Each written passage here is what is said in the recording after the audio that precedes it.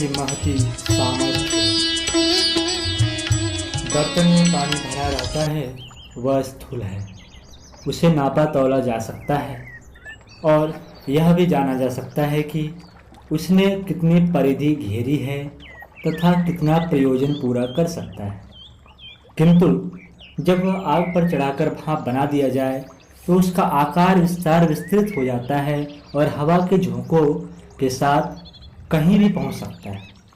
यद्यपि भाप की सघनता कम हो जाने पर वह दृष्टिगोचर भी नहीं होता, तो भी उसका अस्तित्व बना रहता है।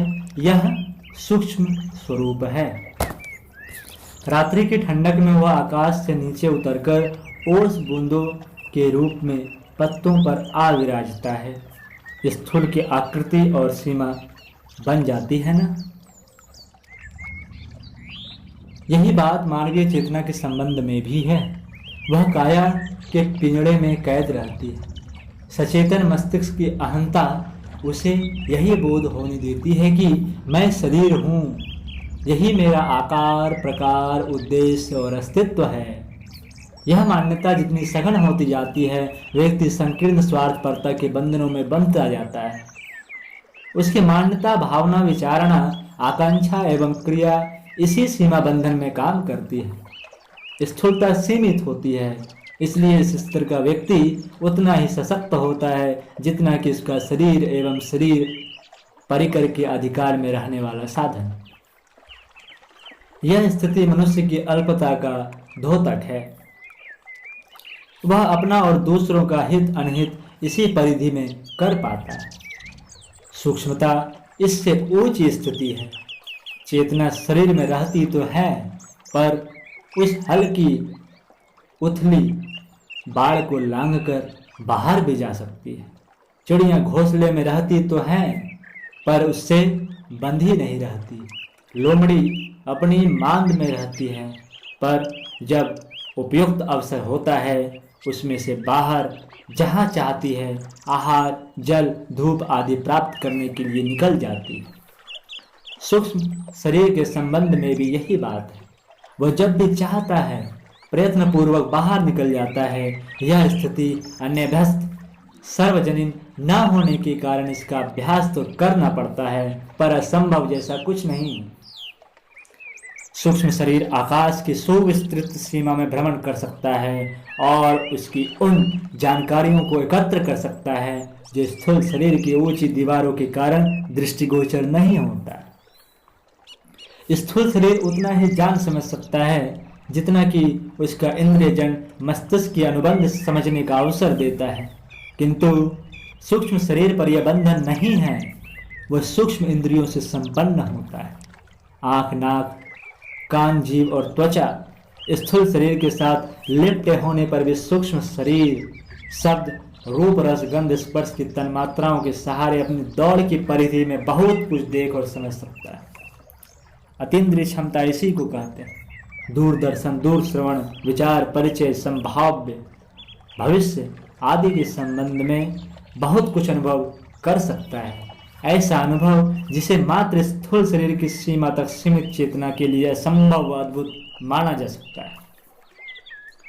सूक्ष्म शरीर अन्य शरीरधारियों के भीतर भी प्रवेश कर सकता है, वहां उलट पलट मचा सकता है, जबकि स्थूल शरीर दूसरों के स्थूल शरीर को ही सुविधा पहुंचा सकता है। सूक्ष्मता की स्थिति में किसी के विचारों को पढ़ना, स्तर को समझना ही संभव नहीं होता। वर्ण कर्तव्य की सीमा इस परिधि तक बढ़ जाती है कि अंतस को कुछ नया बता या सिखा सके, पुरानी आदतों को बदल या सुधार कर उसके स्थान पर ऐसा कुछ स्थापित कर सके जिसे अपूर्व या अद्भुत कहा जा सकता है।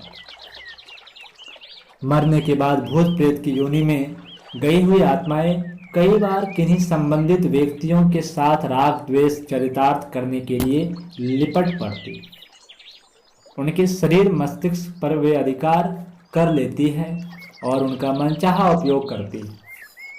शरीर की उठक पटक, वाणी की बहक एवं मस्तिष्क की दिशा धारा में एक प्रकार का उन्माद छा जाता है और वशीभूत व्यक्ति के आचरण में देखते देखते भारी परिवर्तन हो जाता है। शराब भी ऐसी ही विशृंखल मस्ती लाती है और खुमारी की स्थिति में स्वाभाविक की अपेक्षा भरी अंतर प्रस्तुत करती है। ऐसा ही उलटफेर सूक्ष्म शरीर जीवित स्थिति में भी कर सकता है। अपना मस्तिष्क दूसरों के मस्तिष्क में ठूंस सकता है और उसे ऐसे विचार करने के लिए विवश कर सकता है जो प्रेरक है। इसी प्रकार शरीर में, स्वभाव में, गुण कर्म में भी अन्यान्यों को उलटकर नई दिशा में चलाया जा सकता है। मनोविज्ञान के मूर्धन्य प्रयोक्ताओं ने ब्रेन वॉशिंग की अनेक विधियां आविष्कृत की है। वे शत्रु पक्ष के बंदियों को इस प्रकार की विचारधारा देते हैं जिससे उनके पूर्व विचार सर्वथा बदल जाए, मित्र को शत्रु और शत्रु को मित्र समझने लगे। यह ब्रेन वॉशिंग प्रयोग पशुओं पर भी प्रयोग किया गया है। वे अपने जन्मजात मूल प्रकृति को भूल जाते हैं और उस नई प्रवृत्ति को अपना लेते हैं जिसके लिए इलेक्ट्रोडों द्वारा उन्हें बदलने के लिए विवश किया जाता है। हिरण सिंह पर आक्रमण करता है और सिंह अपनी जान बचाने के लिए भागता फिरता है। चूहे बिल्लियों पर आक्रमण करके उन्हें भगा देते हैं और अपना स्वरूप विजेता जैसा प्रकट करते हैं। यह ब्रेन वॉशिंग का चमत्कार है। पर वे अस्थायी हैं। उतनी ही देर वह विपन्नता काम करती है जितनी देर की उनके शरीरों मस्तिष्कों पर प्रेरित विचार विद्युत धारा का प्रवाह रहता है। ऐसा सामयिक परिवर्तन तो तब भी देखा जाता है जब तपोवनों के निकट जाकर वहां के प्राण प्रवाह से प्रभावित सिंह गाय एक घाट पानी पीने लगते हैं और पुराना शिकार शिकारी का भाव भूल जाते हैं। पौराणिक गाथाओं में वाल्मीकि, बिल्वमंगल, अजामिल, उंगलीमाल, आम्रपाली आदि के जीवन क्रमों में असाधारण परिवर्तन हुए। ध्रुव, प्रहलाद, पार्वती आदि ने वह नीति अपनाई जो उनके जन्मजात वातावरण में संभव ना थी। यह नारद जैसों का प्राण प्रहार ही था जिसके कारण उन्हें अपने पुरातन रीति नीति बदलनी पड़ी। यह कोई जादू नहीं, सूक्ष्म शरीर की वरिष्ठता का प्रभाव था जिसने दंगल जीतने जैसा पराक्रम दिखाया। यह प्रभाव कई बार और भी ऊंचे दर्जे का होता है। अर्जुन का मन लड़ने का नहीं था किंतु कृष्ण की सिखावन से उसे इस प्रकार युद्ध में प्रवृत्त होना पड़ा मानव स्वेच्छा से वैसा कर रहा है। यह पूर्व स्थिति में उसने ऐसे तर्क और तथ्य प्रकट किए थे जो प्रकट करते थे कि वह युद्ध करने की मन स्थिति में बिल्कुल भी नहीं है, पर उसे कुछ ही देर के विचार विनिमय में अपनी दिशा बदलकर बताई गई दिशा अपनानी पड़ी।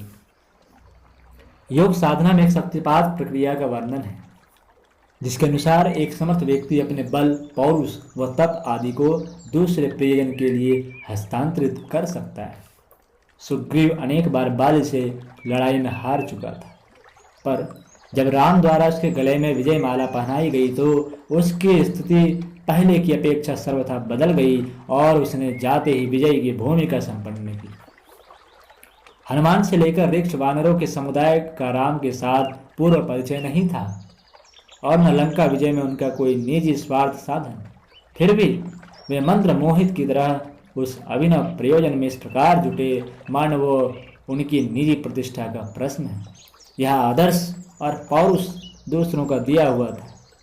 इस अनुदान की प्रक्रिया को शक्तिपात की परिभाषा में सम्मिलित किया जा सकता है।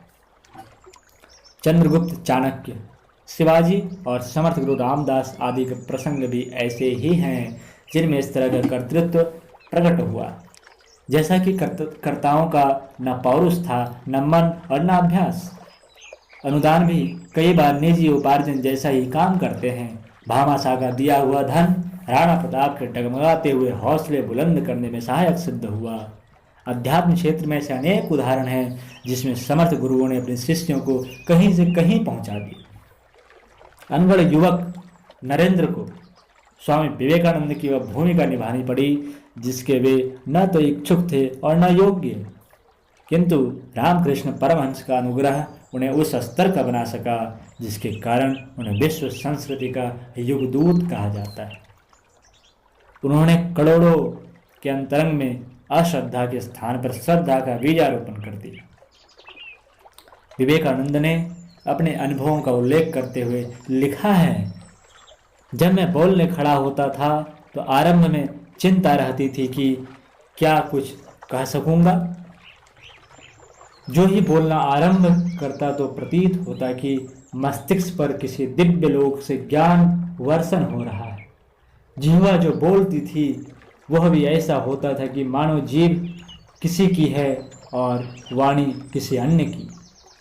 रामकृष्ण परमहंस के न रहने पर उनकी धर्मपत्नी शारदामणि की भी क्षमता और प्रकृति ऐसी ही हो गई थी जिससे भक्तजनों को वह अनुपस्थिति अखरी नहीं। परम मनोविज्ञान के शोधकर्ताओं ने संसार में ऐसी अनेक घटनाएं ढूंढ निकाली हैं जिनमें किसी अशिक्षित के मुंह से आवेश की स्थिति में अपरिचित भाषाओं में उच्च स्तरीय प्रवचन होते सुने गए। कई वैज्ञानिकों एवं कलाकारों ने अपने अनुभव बताते हुए लिखा है कि उनका मार्गदर्शन और प्रशिक्षण किन्हीं अदृश्य दिव्य आत्माओं द्वारा हुआ। थियोसॉफी के जन्मदाताओं में से मैडम ब्लेवत्स्की और सर ऑलिवर लॉज को भी ऐसे ही अदृश्य सहायकों की आश्चर्यजनक दिव्य सहायताएं प्राप्त होती जाती है। यह सूक्ष्म शरीर की क्षमता का प्रभाव परिचय है जिसे गहराई में उतारने वाले अभ्यासी ही उपलब्ध कर सकते हैं।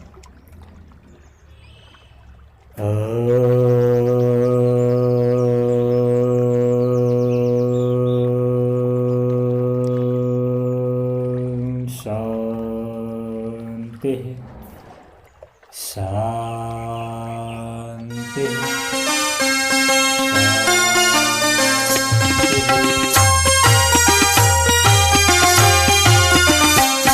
चलो गुरुदेव के सपने सजाने की शपथ ले ली। चलो गुरुदेव के सपने सजाने की शपथ ले